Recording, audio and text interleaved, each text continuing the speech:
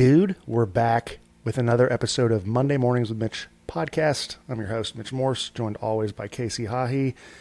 Exceptional guest we have today. Case, why don't you tell us about him? I'm rethinking our conversation, and one of the things that I think fans listening will really enjoy, he jumps into a lot of mental health stuff. Yeah. For athletes, which is a very real thing that most fans don't either A, particularly care about, or B, know about. And the mental side of the game is far more difficult to navigate than the physical side of the game. And I think Cole really addresses that pretty well, which I thought was super interesting to me. And, dude, without a doubt, to be able to put words to experiences, especially in that realm, right? The mental health aspect of it. You can almost get word fatigue or topic fatigue on it, but I don't think it's talked about enough. And I it's on the forefront of people's minds. It can be even more so. And like we said, his candidness was supreme. And I think it'll be a real eye-opener to folks on even these people you think got it figured out, or these macho dudes. Like, they have these struggles and they have these human experiences like we all do, and they navigate these the best way they can. So I think that's what makes this conversation so pure, and one that I didn't expect it to go that way at first, but I was so glad it did. And that's why I think you guys will enjoy this beautiful conversation with Cole Beasley. I've got a long list of real good reasons for all the things I've done, and regret is just a memory written on my brow, and there's nothing I can do about it now. A 36-year-old father of 4 now, isn't that right, Cole? Mm-hmm. All Pro honors in 2020, 11 years in the NFL from an undrafted free agent in 2012 with the Dallas Cowboys, SMU Mustang, small-town Texas kid who made it all the way to the big boys, the big leagues, and I'll tell you what, the crispiest. I don't know much about routes, dude, but I know that this guy glided on the ground. Please welcome to the show, Cole Beasley, our buddy. Yeah, Cole, how does life find you right now, buddy? That was a heck of an introduction, first off. Well, I'm proud of you, Mitch. That was for a heck awesome. of a friend, dude. You kidding me? Made me feel really good about myself for a moment there. As you should. Anyway, sorry, got sidetracked. What was the question? No, the question is just how are you, buddy? Oh, I'm good, man. Just out here in old Wimberley, Texas. You keep just moving taking it farther easy. out, dude. You keep moving farther out. you You're going to know. be in San Marcos here soon. Do you feel like you have good roots in Wembley right now? Wimberley, Yeah, sorry. we're here to stay. This is the first time we've been in a place where there's some consistency. With not being in the NFL helps that, obviously, as you know. Sure. I was pretty fortunate to stay in Dallas and Buffalo for the majority of it. My kids were young at the time, so it was a little easier. But now that they're older, it's a little tougher to move around. So I feel like I got out of the NFL at the right time. You know what was fun? I remember our trip, because we both went in, we both had agreed to terms in Buffalo. And we do that, like, we all stay at that hotel, that convention center hotel. And was it Joby who was like, you could hold her in the palm of your hand, right? Yeah, she was tiny. She was tiny, and now she's grown up. It does make you feel a little bit old, doesn't it there, bud? Yeah. I knew I was getting old when towards the end, they're like, hey, man, I watched you when I was little or something like that. Like a player that's playing the NFL now would say some stuff like that. And I'd be like, all right, man. But you also had a disposition about you when you walked in the mornings. Cole Beasley, if I remember, not the best morning person. He'd walk in and he just, there was a contingency of us that felt old, especially in the mornings. We walk in and we just look at each other and it would fuel a fire of just, you had to get the complaining out the first 5 minutes. And once you do that, you were golden. I was a big complainer early. But, like I was the type that I would work hard. I'd be one of the hardest workers on the team, but I'd also be one of the biggest complainers at the same time. There's a give and take, right? Like if I can get this out, I'll be the best version of myself. Let's take it back, dude. Let's take it back since you're an old man now. I mean, 20-something years. Let's go to Little Elm High School. Little Elm, America. Did you ever have visions of grandeur playing in the bright lights? For as long as I remember, that's all I wanted to do. So in my mind, there was nothing else that I was going to do. That's kind of, I feel like that was a big reason it happened. I remember there was a time I actually quit football, or tried to quit. My dad was my head coach at Little Elm High School. That makes that hard. Yeah, we butted heads, and I wasn't the easiest guy to coach, so I understand it now, looking back. But there was a time I actually quit, and I kind of reeled me back in. He's like, well, do you still want to play in the pros? I was like, well, yeah. He's like, well, what are we doing here, bud? So anyways, it was going down. Remember, it worked with out, Pops, with the original Pops. The original Pops, the OG Pops. Yes. Go into SMU, 2-star recruit, quarterback. Is that right? Yeah, that was. You go in. How was the transition? Pretty smooth to a kid who could chop it up in the middle. It was tough at first. I started my first game as a true freshman in college, but then I got benched after that game. So it was a lot different having to catch a ball first, then seeing where everybody was coming from. And I didn't really, I wasn't at the point to where I was, in the pros to where, I saw everything that was happening in the secondary, and I kind of knew where everybody was going to be at in the pros, right? But at that time, I was learning how to do that. So I would catch the ball and turn around like this, oh gosh. So I was playing really slow. I wasn't playing as fast as I should have, and I got benched. Luckily, I think someone a guy in front of me actually got hurt. That gave me another opportunity, and then I got to play and did better. But then the next year as a sophomore, I played the first game, dropped 2 balls, got benched again. Excellent. There was a heavily recruited freshman we had coming in. They wanted that guy to play. So, they were looking for any opportunity to get him in there, and I gave it to him. So he played, and then he broke his collarbone that game. So I got to get in again, and then devastating news for everyone. From there, I never got Cole. benched again. So actually, getting to the NFL was a lot of luck for me also. I feel like it was there's a lot of work that goes into it. Obviously, you have to have talent or whatever, but the mental aspect is one of the hardest things to overcome, and being confident out there and figuring that out. And I wasn't really confident at first because I hadn't really done it, Yeah. And it definitely hurts your confidence a little bit when you get benched twice. So I don't know. Somehow I was able to get it together and crawl up out of that. But there's something about getting your legs cut out from underneath you early. It's got it. That's a forceful way to be given perspective at a young age, isn't it? Yeah, you just hope, probably for everyone that opportunity doesn't come back though. So the only hard part, Mm-hmm. And at the time I was man, I don't know if it's gonna come back. Even as a freshman, I was thinking that way. I was like, oh God, I got benched already. Well, what's the rest of this gonna look like? I don't know if I'll ever get back in. But had a few breaks. Both guys broke their collarbone that were in front of me those 2 times. So those were my breaks. Well, the Lord works, Cole, in very mysterious ways. And I mean, an interesting thing, maybe I didn't know this, but so you become an undrafted free agent for the Dallas Cowboys. But there was a moment where you removed yourself that year. Are you open to talking about that? I didn't even know about that. Yeah. What that was like, dude. It was a small town dude. And then you play at SMU, which the fans, getting them to come to the games like pulling teeth.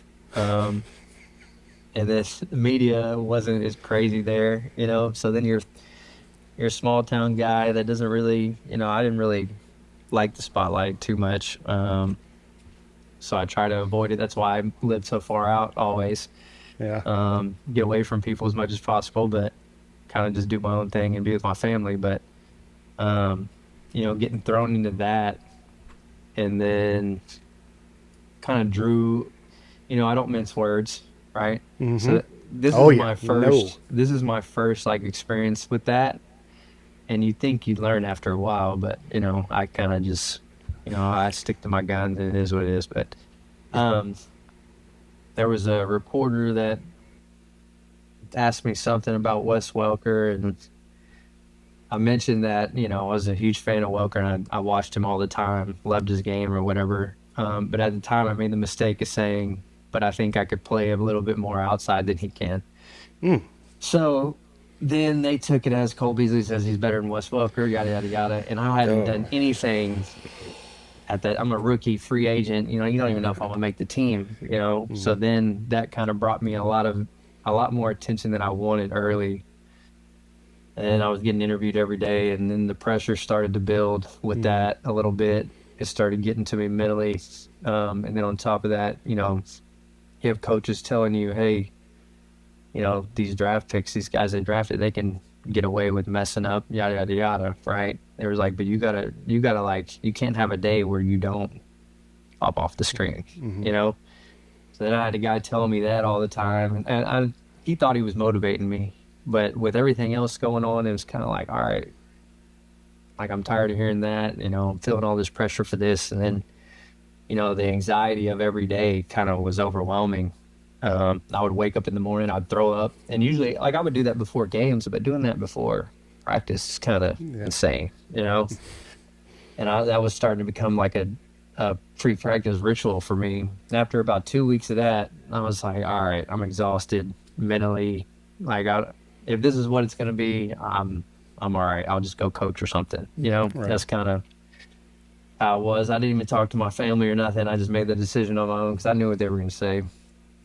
Went and talked to Garrett, and I was like, dude, I'm going home. And he was like surprised, right? And he was like, well, do you think you're not going to make it? And I was like, no, it's kind of the opposite. I think I'm going to make it, and I don't think I want to. That was kind of where I was at. So then Jerry was like, hey, he's like, think about it, or go home, think about it, and then let me know what you want to do. So I was like, all right. So I went home. By the time I was on the flight and back at my house, my parents were there waiting for me. They drove from Canyon Lake, actually. You know where that is. It's Austin area. They were already at my house when I got there. They let me sleep, and then my dad gave me a good talking to the next morning for a while.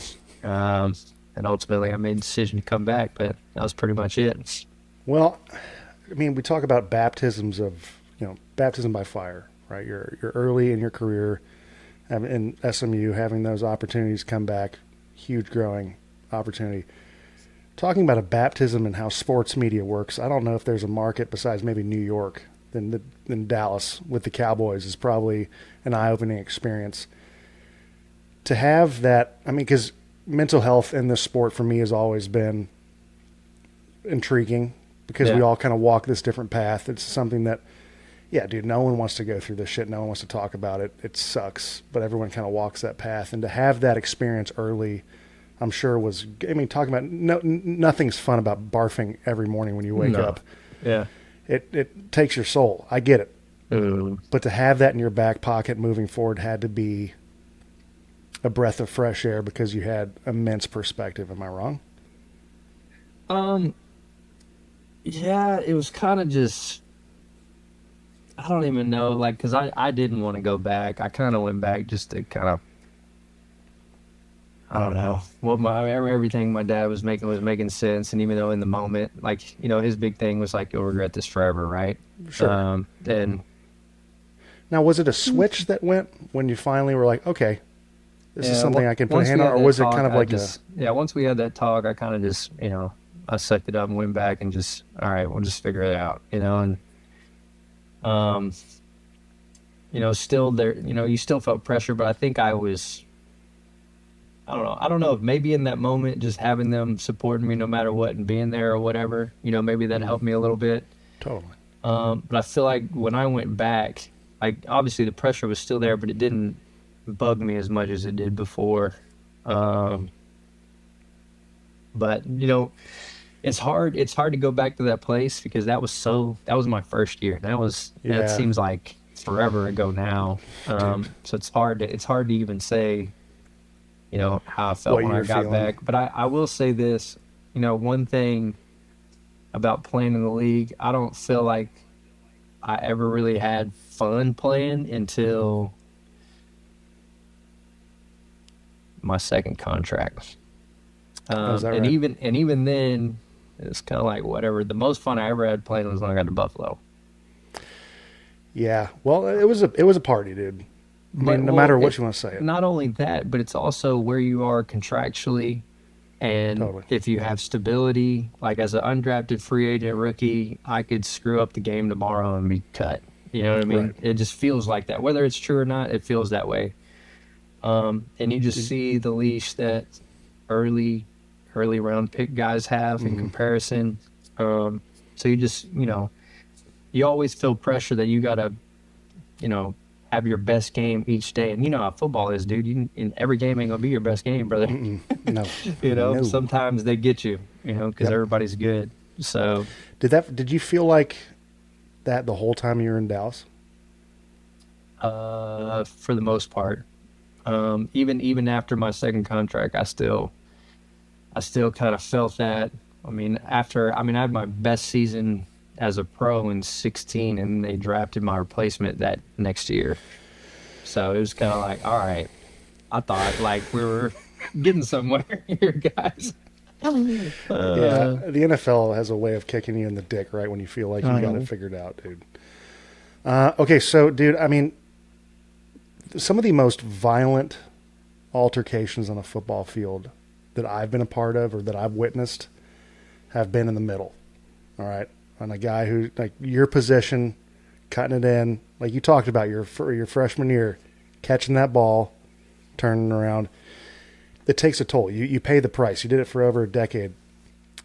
How does your body feel as I talk to you right now, as a father of 4, 36 years old in Well, Kimberly, Texas, after I- accruing, and you've earned that. You earned those stripes, dude. I Yes. saw a few of them. Yes. Absolute and some nastiness going on. How does that depreciating Well, asset feel? if you can remember, like it didn't happen often though. I got pretty good at avoiding them, and having knowledge of coverages and how people play things helped me a lot. That helped me survive. And being, 5'8" and 175 pounds or whatever, it's you got linebackers in there 260, 2 whatever. And that's the guys I'm dealing with the majority of the time in there because.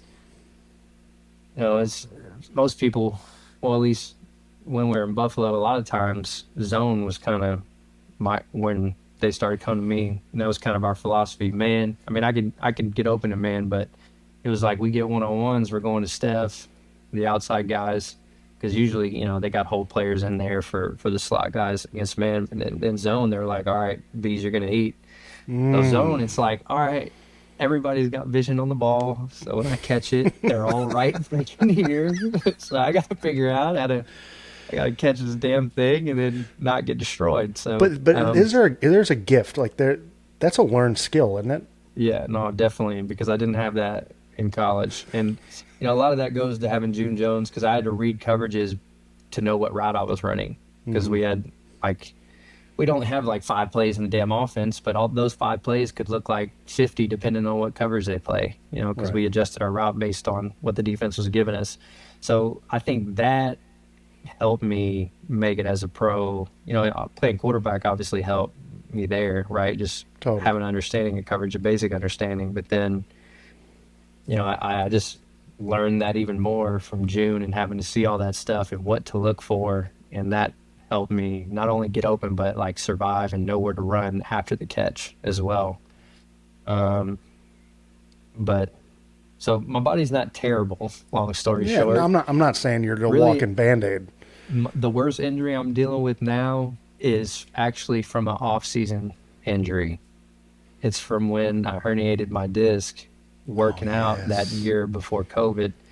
That's the thing that bugs me more than anything. And that's just, I think I screwed up something with one of my nerves over there. My left arm's still kind of, it never feels right working out anymore. I I don't think my pec's working right. There's some stuff over here that's not working correctly. So other things are having to overcompensate, and I feel that, and that sucks. But Dude, nerve and back stuff. There's a certain pillow I have to have. If I don't have that pillow, I'm gonna wake up the next morning with a migraine. Well, I think part of that, I think half that's just getting old, but the migraine thing's banana land. That's crazy. Hey, so dude, I've seen you run some nasty ass routes.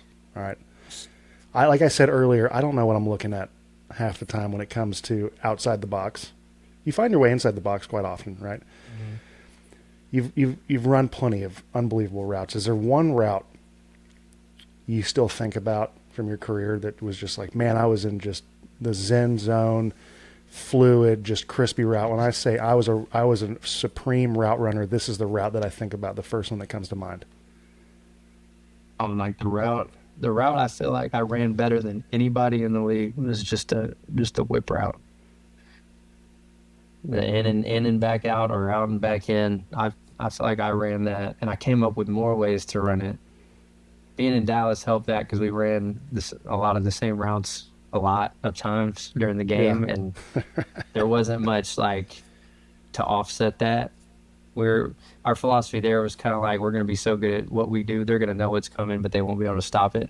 And we truly did that. So on third down, they knew exactly what I was running. Was there one whip route in particular in one game where you're just like, man, I put the period on that sentence, dude?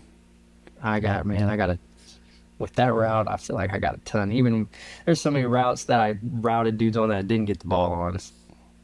It was just like, man, that would have been sweet for the highlight reels. Damn it, Josh! All right, so on the inverse situation, I doubt, I would assume you rarely ran a route, or there was a part of a game where you're just like, man, I was so close to making that happen, or the ball was like, I might have been just off kilter just a bit. Is there one route in one game that you wish you had back? Maybe you ran the perfect route, the ball didn't come your way, or it's just circumstantial. Is there one instance where you feel like, man, if I could do that play over again? Oh, there's tons of those. But is there? I mean, we all have those one plays. One I can remember off the top of my head, and this one, the ball just didn't come my way. It was, you remember the Des Bryant non-catch?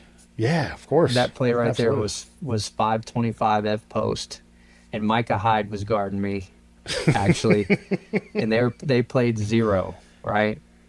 And this was I don't know if it's third or fourth down, but I think it was fourth because we caught that and then we're good. But they played zero, and Micah was actually an outside leverage. And if you know, in zero, you should never be an outside leverage unless you're like comboing it. But he wasn't, and I got a slant, right? And it's like 4th and 2 or whatever. But Romo takes the ball and he throws that 9, rightfully so. I mean, Des has 101 too, Right. But in my mind, I'm like, man, it's 525 F post, brother. we're throwing a 9. You got a slant right here in front of you. We get the first down. We're moving on. But because that was in the playoffs, and that was like, we're really good that year. There's always a few seasons where it's like, man, we could have won that year, and that was one of them. That was 2014. And that play, I'm like, man, bro, I just trusted you right there on that short post. We might have went to the bowl, man. I don't know, but he actually threw a dot. Des made a hell of a catch. That was a catch. I mean, he made the football move. There's a lot of controversy around what's a catch. That damn sure was a catch. That redefined went to the ground, whole rule book. Reached for the damn goal line, and the ball came out. And they called it incomplete. I think the rules were different back then, though. Well, they changed the rules because of that singular play. Yeah. That play right there that you were a part of. That's pretty special. You've had a bunch of teammates. I've been a part of a lot of those rule changes. 15 seconds. Hello. Yeah, talk about it. Let me tell you something. That game right there is the one that, that one bugs me more than any of them. That's the one, that always comes back to haunt me, is that one. I know it. Because we had that we had so much hope. We had that hope and that feeling like we finally did it. We finally got past these dudes, right? I know it. And sure enough, Mahomes and his greatness with Kelsey and Tyreek just stole it from us. Man, it was one of those, yeah, like you said, surreal, just slow motion. The game slows down. You're just kind of like, no way that just went down that way. I had no doubt in my mind that that game was over, bro. We won. Dude, the only reason why well, first of all, I'm an unapologetic pessimist while the game's going on until we actually win the game. Yeah. I think we're always going to find a way to blow it. So I'm just like, there's no way we win this game. Like, Mitch is 13. I'm like, I promise you. I wish I was horribly wrong. But the only reason why I told guys, I'm like, hey, listen, let's just mind our P's and Q's, was I'd been on that other sideline. And the year we actually, in 2018, we almost went to the Super Bowl. We were walking on the field to kneel it to go to the Super Bowl. They called an offsides on D Ford, and then Tom Brady goes, scores. He gets the ball, and they go to the Super Bowl. But we had to go kick a field goal with like 20 seconds left to go tie up the game at the end. So I'm like, we've done it. They've on that sideline before. Yeah, I mean, if you're thinking about games, there's two games for me. One was in 2022, we just had to kneel the ball to win the game against Minnesota, the Viking game, and I fumbled the snap in the end zone. They recovered it for a touchdown. That makes you want to throw up out of your ass. And then the worst feeling in the world. I would have rather given up 20 sacks than that one fucking play, dude. I'm telling you. But it is like, I think great players, I'm not going to consider myself a great player, but players who play long enough, yeah, you remember the good ones. You remember the good things. But I'm haunted mostly by the stuff that I missed. And maybe that's a psychosis of sorts, but I don't know. It's wild. Did you win the Super Bowl though, Mitch? No, they banged off 5 after I left. Yeah, okay. Ended up banging out, or going to 5 at least. See, I think like if I would have won a Super Bowl, that would have like just got all that other negative shit out of my head. But since I didn't, it's like all this stuff is just here to stay. I know. Well, so Buffalo last year, after I left, I mean, they were like 13 seconds. I mean, maybe not 13 seconds, but they were damn close. 3 points, rather, from tying the game in the AFC Championship game going to the Super Bowl. And after I had left Kansas City, they went off on a tear. And I'm like, dude, if Buffalo wins the Super Bowl after I leave, this is a me problem. And then I'm here in Jacksonville, I leave, and then they make a push, an insane push. I'm like, so there is a common denominator of getting better. There's addition by subtraction, which kind of blows in this whole thing. Dude, okay, so you've had a 1,000 teammates. And one guy I think that you brought up that might be misunderstood, we're all about this show bringing about people that might be misunderstood, is Des Bryant. Mm-hmm. Can you tell us a little bit about what that was like being his teammate? I love Des, and I had a soft spot for him, and I feel like he was misunderstood. If you learn a little bit about his upbringing, then you kind of understand,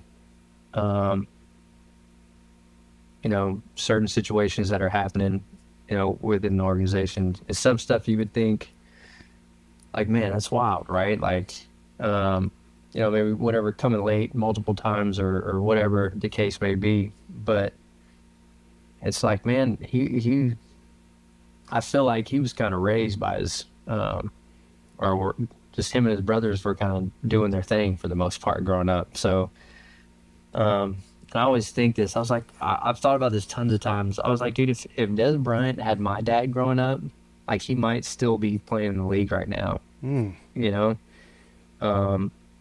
Des was super passionate player. He loved the game, and he was an absolute dog out there. And those are the guys that you want to play with. Those type of guys are what make your team good. You know what I mean? And dude, I've seen him do things that I haven't seen anybody else do, to this day, even just watch. I mean, Calvin Johnson may be the only one, or Randy Moss, someone like that. But, I mean, I've seen them line up 2 people on him in the red zone, and Romo still throws him the back shoulder, and he comes down with the ball. It's just nuts, And it's like, to be that dominant and draw that much attention. And even if a guy like that's not getting the ball, he's making your team better. And that's what I think. I think fans kind of lose sight of when like their number one guy is not like producing with all these stats and numbers. It's like, dude, whether they're getting catches or not, they're drawing extra attention. Like, I loved playing with like a guy like Dez or a guy like Steph, because I'm like, all right, hey, you guys go cover him. I'm gonna just route this one freaking guy up the whole game. That's a good point, dude. That's a good point. I mean, because for me, I can sit here and form opinions on people I haven't met. It's what social media is. It's what the world seems right now. But I find the older I get, I put more stock in folks who've actually spent time with people. And then, of course, whatever information I accrue from my own interaction with these folks. So what's been so much fun about the NFL and getting to know people is just like you sitting down at the breakfast table when you first get to a place, or a guy comes from a new team. When there's overlap, or you ask about guys, like it's what fills your cup up. You get these great stories and stuff that's not portrayed, and I think that's awesome. I really do. I think it's great. One more question before we get to our last fun segment, and then we'll get you out of here so you can put the kids down. Cole, you ready? Well, they're going to be down. Don't worry about They're it. going to be down. Yeah, So we they're gonna be party down. all night. We can That's party all sick. night. If Let's you talk want. about our. I don't Let's want talk this about, ever in, Mitch. let's talk about our feelings for 3 more hours. This is sick, dude. Your Rolodex of quarterbacks is super impressive. Tony Romo, Dak Prescott, Josh Allen, Tom Brady, among a few others that I did not name. I played with Tom for a very short period of time. You were still you caught a ball. It's probably going to be a even if it regret was of a mine. practice. But Yeah, well, there's that's a question we'll ask we can after talk about this. that too. Yeah. Yeah, that'd be great. There's so many attributes that make a great quarterback, but from a receiver's perspective, what trait stands out the most as the most desirable from your quarterback? Like, what quarterback trait do you desire the most as a receiver? Oh, that one's hard. Because I assume there's plenty of certain traits played at different times. So,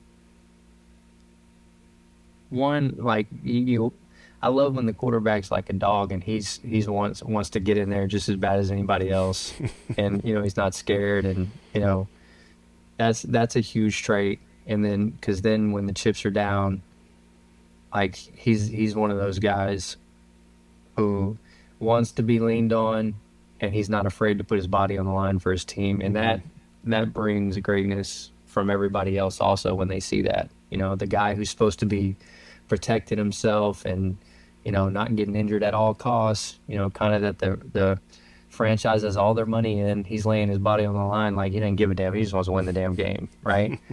That one's huge for me. And then just accuracy, because accuracy and timing, getting the ball to me early out of my route is going to make me inaccurate so I can run. I mean, if you got to do if you got to reach all over here and contort your body, it's hard to make a move after.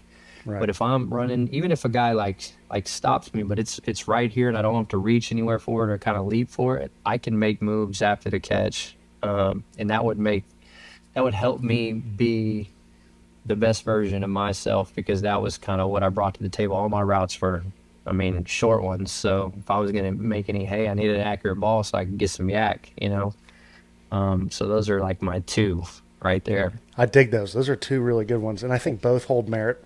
And one's very technical. It makes total sense. Also, you need to protect yourself. Yeah. Getting the ball quick, getting the ball quickly and accurately. Of course, you can make your moves, but also kind of dissect what's going on the fly. But I would say, I'm sure there's a line, especially as quarterbacks get older in this business, where you do want them to protect themselves a little more, and showing that dog manifests itself in different ways.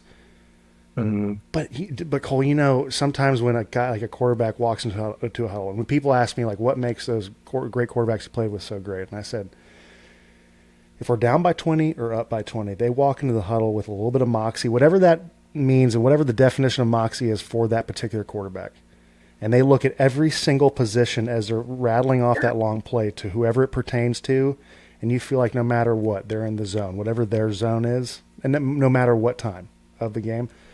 It's special, and it manifests itself in beautiful ways. I mean, it is what I think separates the really, really good quarterbacks. And that's why I've always said that Dak was the best leader I've ever played with, because as a rookie, the first time he ever stepped in that huddle was at a training camp practice. Romo wasn't practicing because his back, and then Kellen Moore broke his thumb. So this is a 2-a-days, or not 2-a-days, but like training camp. We didn't have 2-a-days anymore by then, but training camp practice, and Kellen Moore goes down, and then now, like, dude, I'm like I was 16, so I'm a 2 or 3 year starter at that point. You don't know what this guy's gonna step in the huddle and be like. Is he gonna be timid?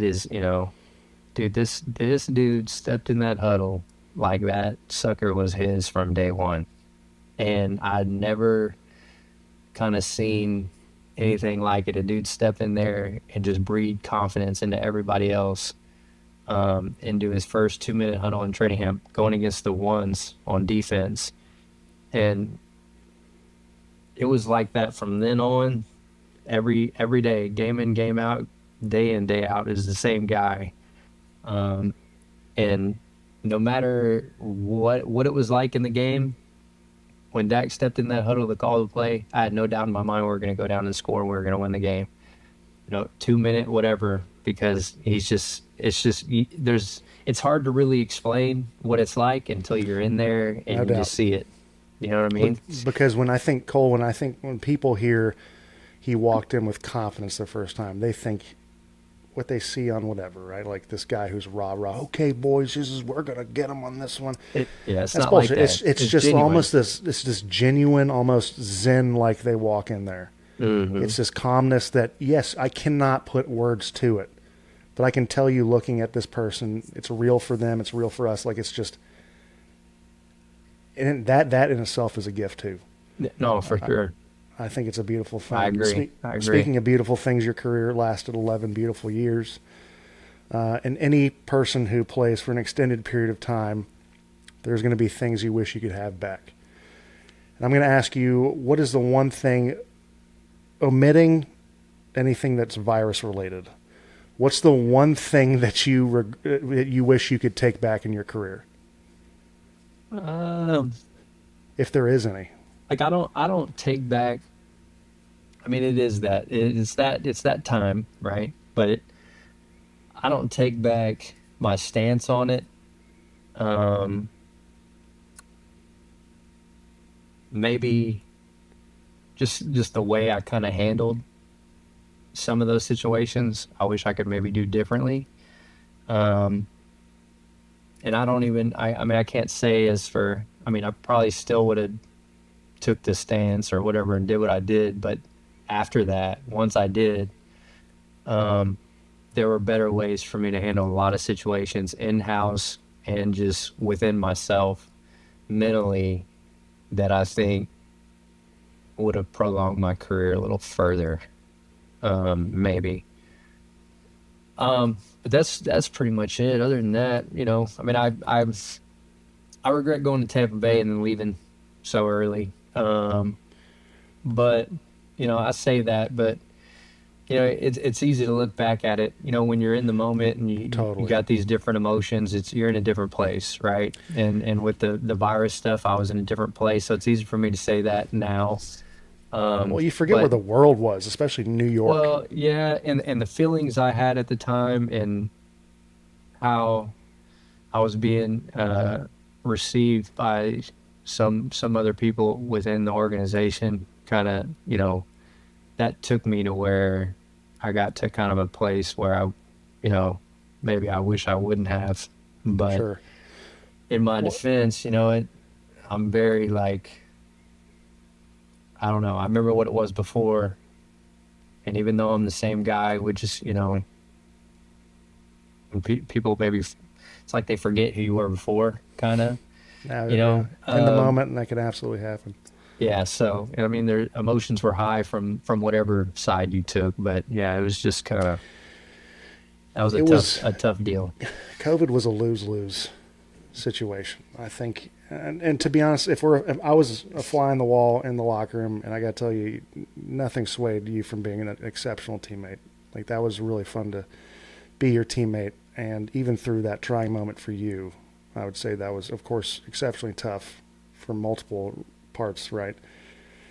That being said, I also think it might be an unfair question right when it came out of my mouth, because you've still accrued 11 years in the NFL, which is so fucking hard. I was able to squeeze out 10, and to change anything in those moments, it takes away from the human element, which is you're in that moment.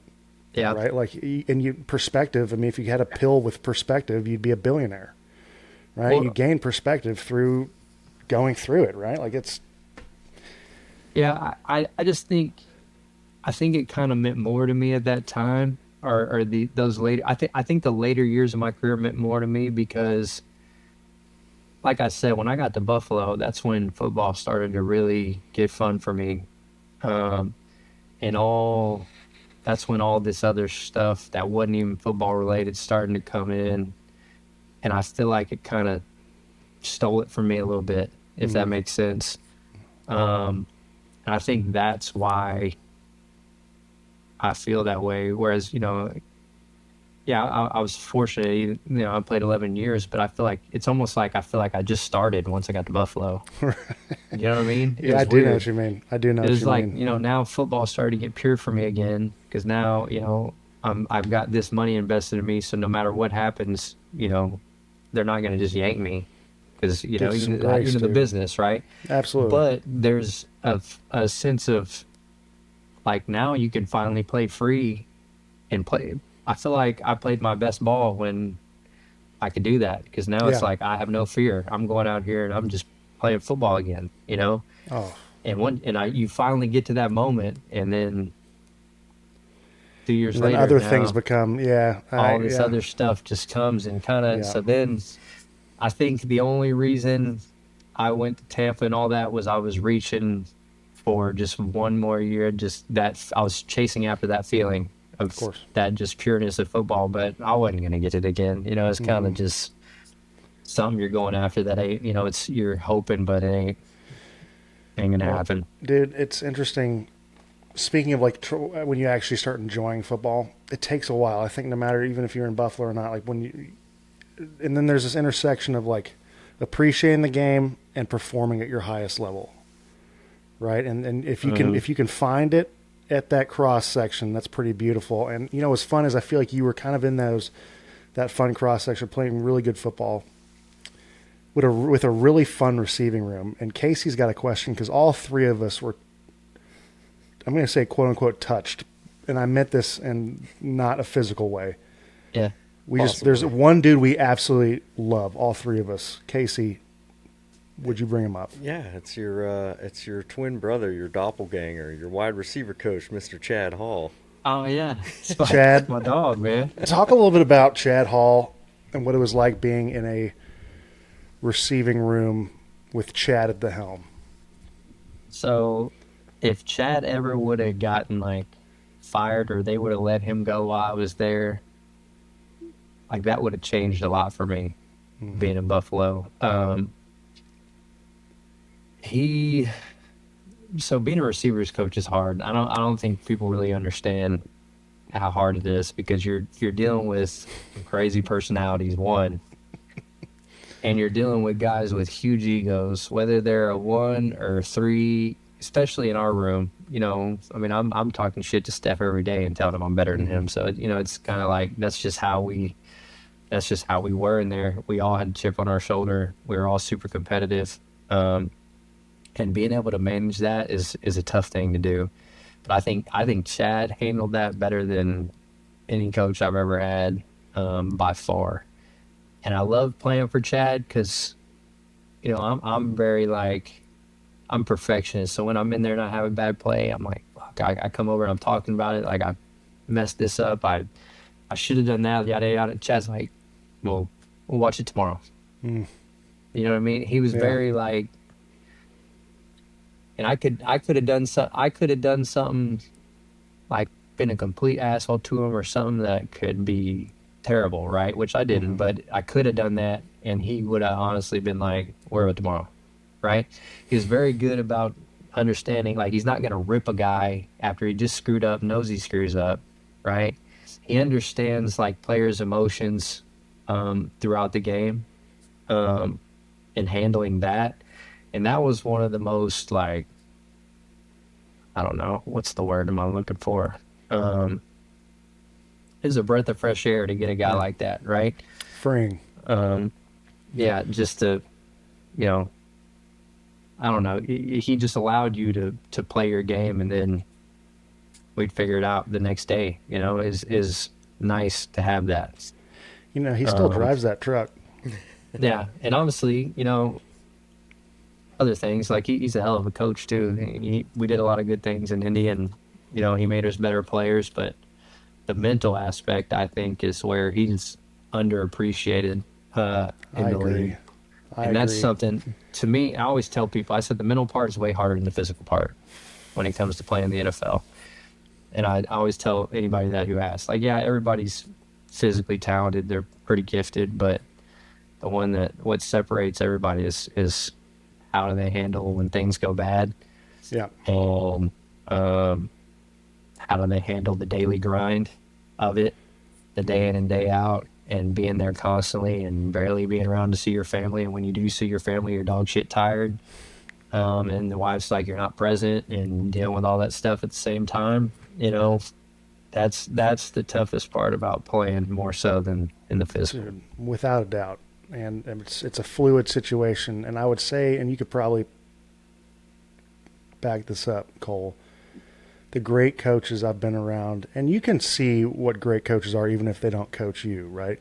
Because how they interact with other coaches or how they interact with other positions or how you just, I mean, you're a human, you could see how they're interacting with their position.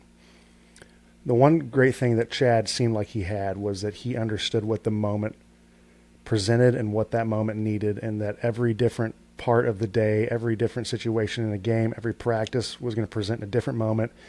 And he knew exactly what each player needed to hear at that exact time.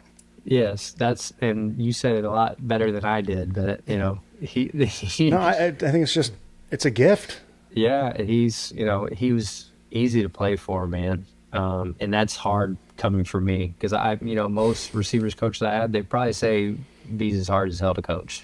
Yeah. Because I'm very like one of my coaches used to call me a contrarian.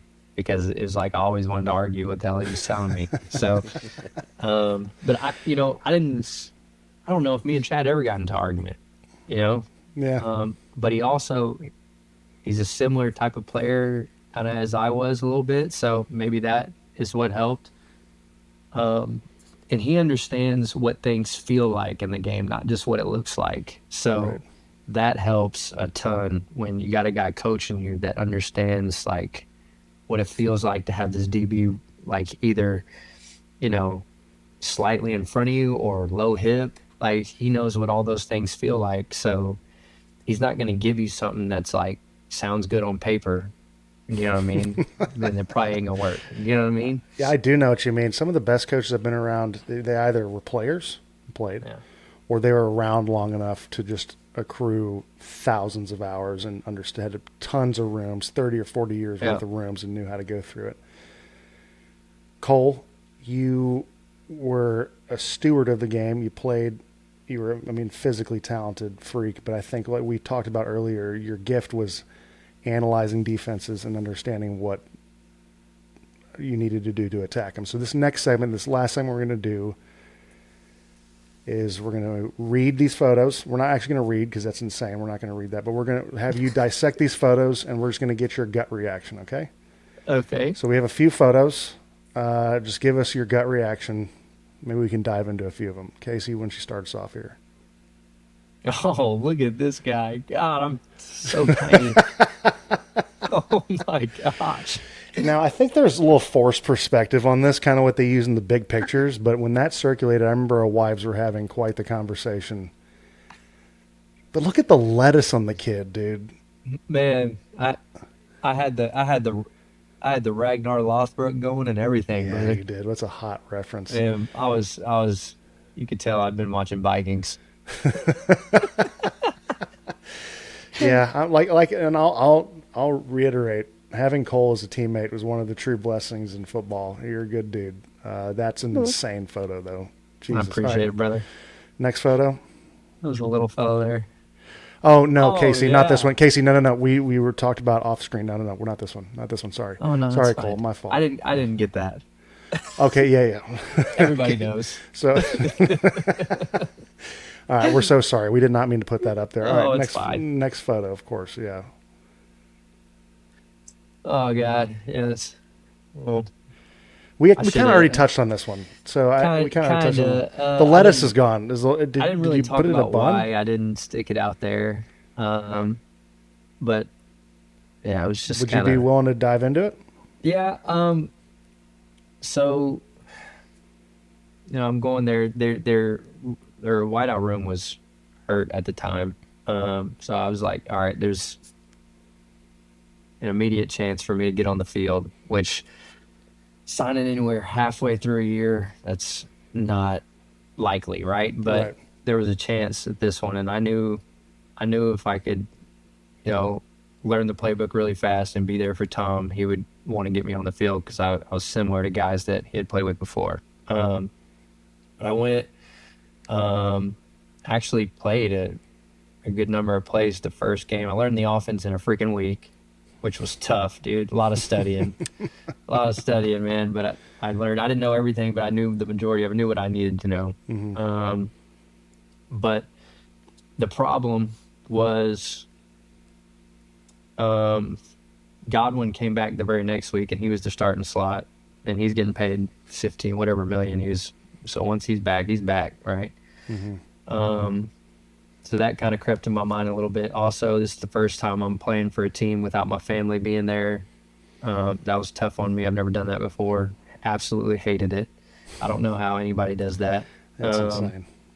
And then probably the biggest reason was when you've played in the league for 11 years or 10 years and you've been a starter your whole career, and the last couple of years, Buffalo treats their guys, they keep you fresh. If you need a day, you need a day, whatever. You get a vet day, and you're playing a lot, so you're still getting good reps, but you're not getting ran into the ground, right? But when I was there, it was like starting all over again. It was like more reps than I even had as a damn rookie. There was probably one practice I had like 40 plays, 50 plays maybe, which is like how much you would. I don't even play much in games. Yeah. Because I'm in 11 personnel. You know what I mean? 45 plays was probably the most I would get in a game, and I was doing that every day in practice. And dude, by the time game time got there, at 35 years old, my legs were shot.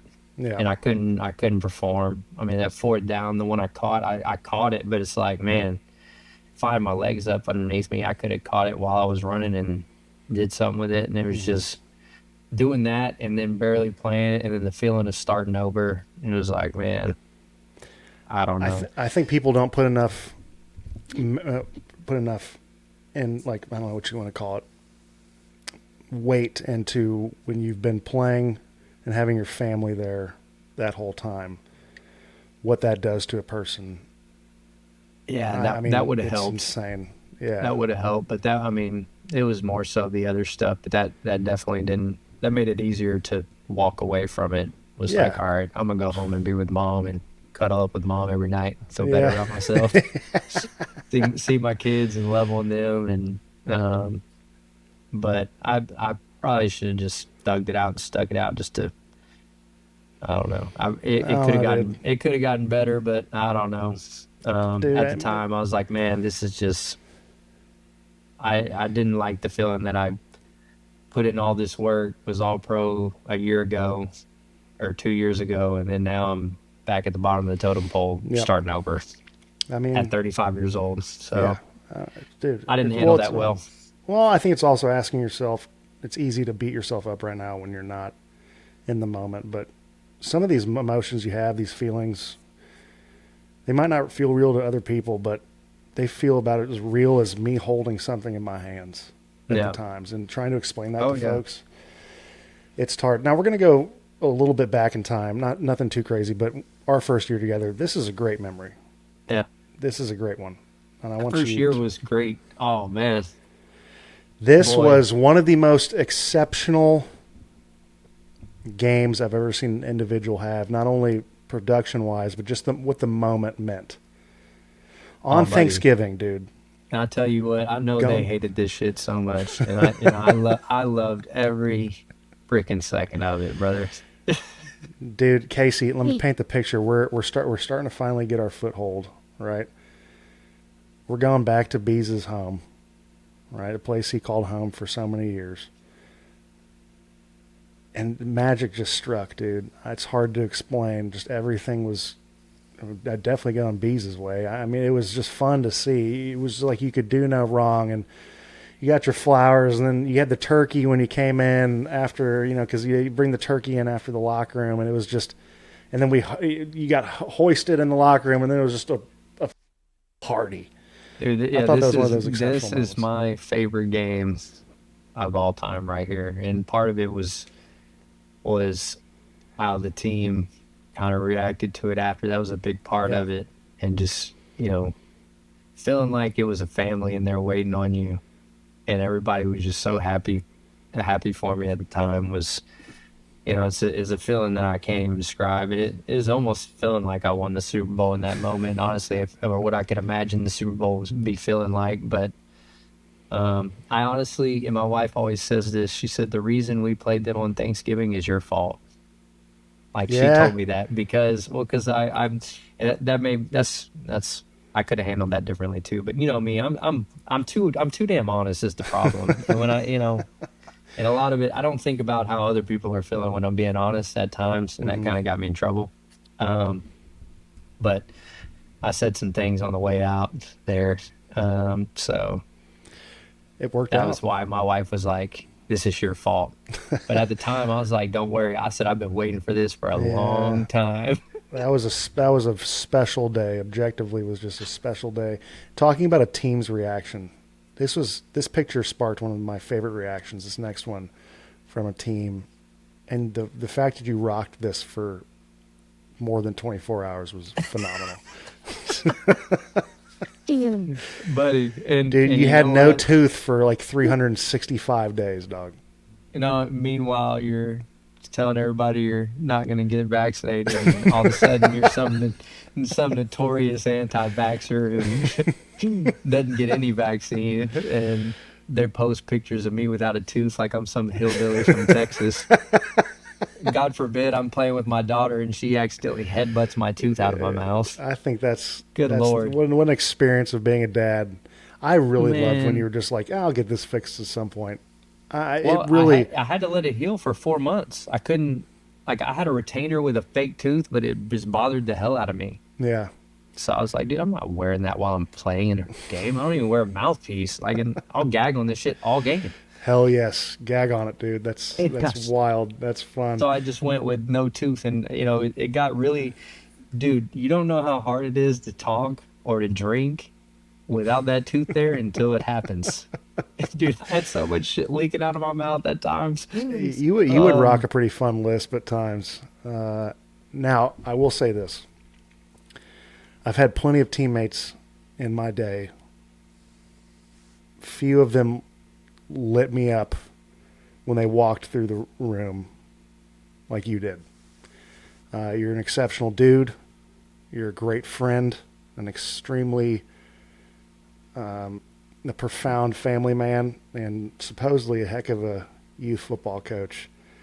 Hell yeah. Doug, I cannot thank you enough for jumping on the show with us. This was exceptional. I appreciate you being honest, and I can't wait to put my paws on you the next time I see you, pal. As long as you don't keep moving south like that. No, I'm not. We're here, brother. Okay. I'm not going anywhere else. I asked Ace the other day. I said, "You ready to move again?" He said, "If you move, I will hate you for the rest of your life." That's what he told me. So insane. I said, "All right." I said, "We're staying here, buddy." All right, cool. That's a wild thing to hear from your bud. You know what I mean? Your little dude. Well, he's he was in school. It was one of the other two were smaller, so it didn't matter to them. They weren't really at school all the time, but he was starting to be at school and have friends, and it was hard for him to have a circle. Of course. When you're moving all the time, that's tough on a kid. Yeah. So he's glad to finally have a group of friends and feel like he has a place in a community. So I get it. Yeah, dude, you're going to have to give me some spark notes on these kids getting older in this thing. It's a wild experience. And I love coaching, by the way. I'm going to do it at a higher level at some point. First of all, it's great news. I think you would be extraordinary. Secondly, I still think about often when you called me to have that kind of, that tutorial on snapping for your center, and how I couldn't have said anything more wrong than what I said. And I'm sitting there at night, I'm like, that's the most insane shit I just told that kid to do. And you called, and the way you answered was like, oh yeah, you're fine. I could tell you got it. You talked about it. And you're like, yeah, we're not gonna do it. We're not gonna do any of that shit. So hopefully he figured it out, because part of it, dude, is just going. Yeah, we didn't have a great year last year, but we moved up a division, and we're basically a 4A school playing against schools that'll be teams that'll be like 5A and 6A schools when they're in high school. So we moved up division, struggled a little bit. But next year's gonna be a different story, boys. Fucking grinder, dude. It's the boys. I know you guys are thumping too, aren't you? Oh yeah, we're thumping at practice, buddy. I mean, I wasn't the most physical guy when I was playing, but you would think it the way I got these boys thumping out here. We'll catch them on the gridiron, gang. Friday Night Lights. I love it. Oh yeah, man. Them 6th grade Wimberley Texans are gonna be ruthless next season, buddy. Ruthless. An exceptional football player, a better friend. Thank you for jumping on the show, Cole Beasley. Oh, I appreciate you having me, man. This is fun. Anytime, brother. Take it easy, my friend. There's nothing I can do about it now.